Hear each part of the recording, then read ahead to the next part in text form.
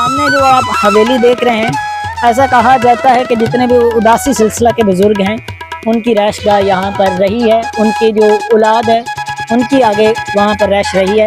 लेकिन 1947 में जब फ्रेंड्स हम आज वीडियो बनाने जा रहे हैं हवेली बुम्मन शाह दीपालपुर की, और पीछे आप देख रहे हैं एक ट्यूबवेल चल रहा है, और यहाँ स्टे करने की भी आपको रीज़न समझ आ जाएगी, क्योंकि यहाँ हम नहाने लगे हैं क्योंकि गर्मी बहुत है। पूरा 100 किलोमीटर हम तय करके आए हैं और आगे अभी 10 से 15 किलोमीटर सफर अभी बाकी है।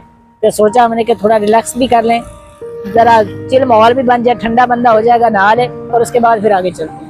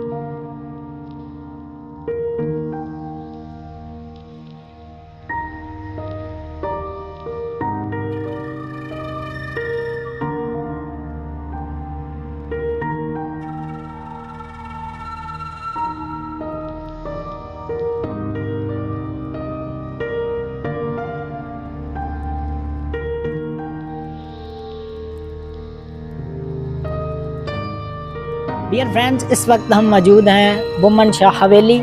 ये जगह सिख मत की मजहबी अहमियत ही नहीं रखती, बल्कि बर सगीर की उस मजहबी रवायात की भी अकास है जहाँ मोहब्बत, भाईचारा और रवादारी का राज था।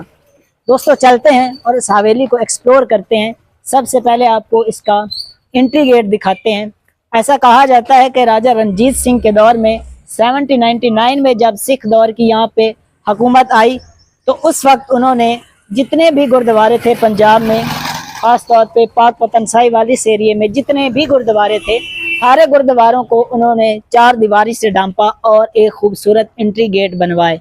जिस तरह ये आप देख सकते हैं, बहुत ही खूबसूरत काम किया गया है। ये जो आप रेड कलर की जाली देख रहे हैं, ऐसा लग रहा है जैसे कि लकड़ी की बनी हुई है। ये लकड़ी की नहीं बल्कि सीमेंट से बनाई गई एक खूबसूरत डिज़ाइन है। और ये आप देख सकते हैं कमल के फूल भी बने हुए हैं जो इसको खूबसूरत बनाते हैं। बहुत ही खूबसूरत और प्यारा एंट्री गेट है। चलते हैं दोस्तों आगे। और ये जो आप सफ़ेद कलर देख रहे हैं, ये बहुत ही मशहूर ज़माना संगे मरमर, ख़ास तौर पर ये जो अब बनाई जाती है टाइल वो बारीक होती है, लेकिन ये आप देखेंगे ना तो बहुत मोटी है ये ईंट सफ़ेद कलर की। और ये इसके जो पिलर्स बनाए जाते हैं गोल शेप में, ये भी बहुत प्यारे होते हैं। दोस्तों अगर इसके इंटर होते ही आप देखेंगे ना, 3 से 4 आपको अलग अलग छोटे छोटे गुरुद्वारे नज़र आएंगे। इसकी रीज़न ये है कि जो ये सिलसिला चला आ रहा है उदासियों का, सिख मज़हब की एक ख़ास टर्म है, वक्तन फ़क्तन जितने भी उनके उदासी रहनुमा आए वो यहीं पे ठहरे, और इसी वजह से उनके अलग अलग यहाँ पे कब्रें उनकी बनाई गई, अलग अलग उनकी इबादत गाहें बनाई गई। और अगर आप ये देखेंगे इस गुरुद्वारे को तो देखने में ये लगता है कि सबसे पुराना है और साथ वाला। ये फ्रेंड्स अंदर चल के देखते हैं और देखते हैं कि क्या चीज़ है इसके अंदर। वैसे यहाँ पे अकेले वीडियो नहीं बनाई जा सकती। ये देख सकते हैं आप, एक गोल सा उन्होंने बनाया हुआ है और शायद इसके ऊपर जो है वो सिख मज़हब के मुताबिक जो है वो बाबा गुरु नानक की तस्वीर रख के पूजा करते हैं, क्योंकि यहाँ मूर्ति का तस्वर नहीं है सिख मज़हब में। डियर फ्रेंड्स, ये जो आप सामने देख रहे हैं गुरुद्वारा, एक ये लगता है बाद में बनाया गया है और ये डबल स्टोरी भी है, लेकिन ये ऐसी कोई बात नहीं है कि उस वक्त ऐसे इस तरह की डबल स्टोरीज इमारतें बनाई नहीं जाती थी। ये आप देख सकते हैं जो पीछे हमने आपको हवेली दिखाई थी वो तो 3 मंजिला है और वो इससे भी पहले की है। तो आगे चलते हैं दोस्तों, इसके अंदर देखते हैं कि किस तरह का अंदर से इसका स्ट्रक्चर है, किस तरह की सजावट है। जिस तरह एंट्री गेट पे मैंने आपको कुछ चीज़ें दिखाई थी, वो आप सामने देख सकते हैं कि पेंटिंग में कुछ मतलब मर्दों को, कुछ औरतों की जो है वो तस्वीरें बनाई गई हैं। और इधर आप देख सकते हैं ये हाथी और घोड़ों पे जो है वो कुछ मर्दों को बिठाकर पेंटिंग की गई है। और ये उस दौर का रिवाज था। इस तरह की जो है ना, आज के दौर में जिस तरह एक कलर ग्रेडिंग करके कोठियों को सजाया जाता है अंदर से बाहर से पेंटिंग से। तो उस वक्त ये सजावट का ये एक तरीकाकार हुआ करता था, इस तरह के फूलों के डिज़ाइन बनाकर इस तरह की पेंटिंग से चीज़ों को सजाया जाता था। तो इस तरह ये आप देखें, ये लकड़ी ये तकरीबन दोस्तों 150 साल हो गया है और ये लकड़ी देखें आज भी उसी तरह मजबूती के साथ खड़ी है। इनमें से कुछ हैं जो इन पे जो है वो दीमक लगी हुई है, बाकी बिल्कुल उसी मजबूती के साथ खड़ी है।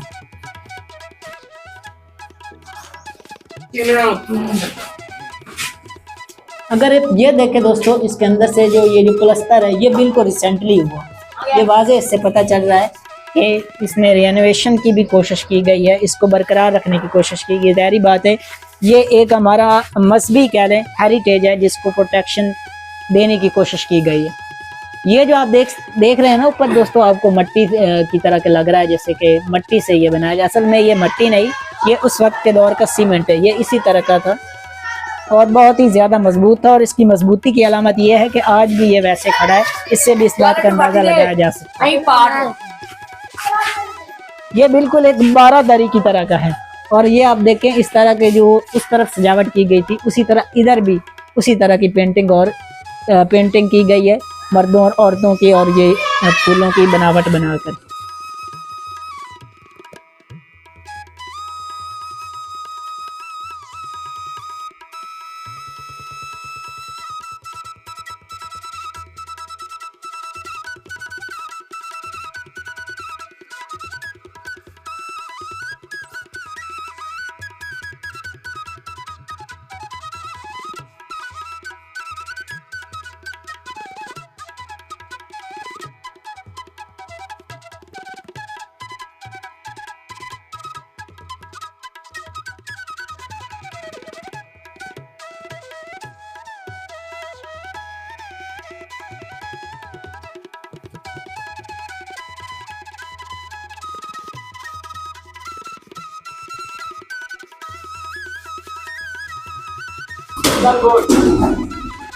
डियर फ्रेंड्स, हम ऊपर जा रहे हैं और ऊपर से देखते हैं कि किस तरह का मंजर आता है।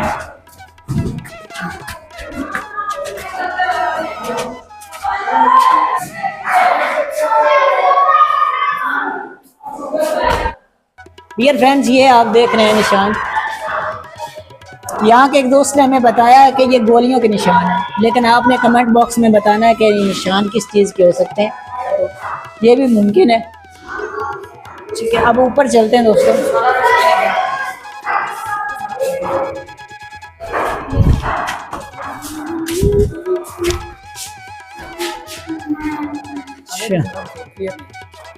हाँ बिल्कुल दोस्तों, सामने जो आप हवेली देख रहे हैं, ऐसा कहा जाता है कि जितने भी उदासी सिलसिला के बुजुर्ग हैं उनकी रैशगाह यहाँ पर रही है, उनकी जो औलाद है उनकी आगे वहाँ पर रैश रही है। लेकिन 1947 में जब बरसगीर को मुख्तलिफ हिस्सों में बांटा गया तो उस वक्त यहाँ के जो हिंदू रैशी थे या सिख रैशी थे वो ये जगह छोड़कर इंडिया चले गए। और यहाँ से अगर आप देखें तो बहुत ही खूबसूरत व्यू आ रहा है। और एक और इंटरेस्टिंग बात है जो मैंने नोट की है, ये आप देखते हैं दोस्तों, जो है ये पीपल दी है ना, दरख्त है, पीपल दा है, ये पीपल का दरख्त है दोस्तों। ये जो बनाया हुआ मीनार इसके बिल्कुल दरमियान में, ये आप नीचे देखें इधर, अगर कैमरा मैन आपको दिखा सके तो इसकी जो जड़ें हैं वो आपको नीचे तक नज़र आएंगी। बिल्कुल इस गुंबद के इस मीनार के साथ साथ ये पीपल का दरख्त ऊपर जा रहा है और यही वजह है कि बाकी मीनारों की निस्बत ये ज़्यादा कमज़ोर नज़र आ रहा है।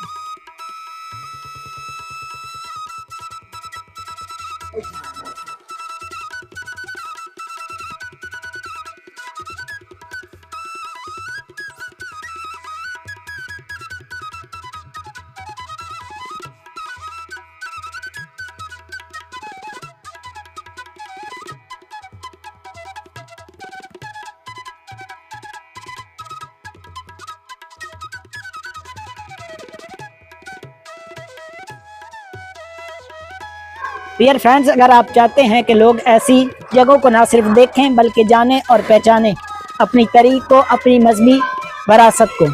दोस्तों, ये थी एक छोटी सी वीडियो, एक छोटी सी काविश आप तक, जो हमने ये तारीख पहुंचाने की कोशिश की।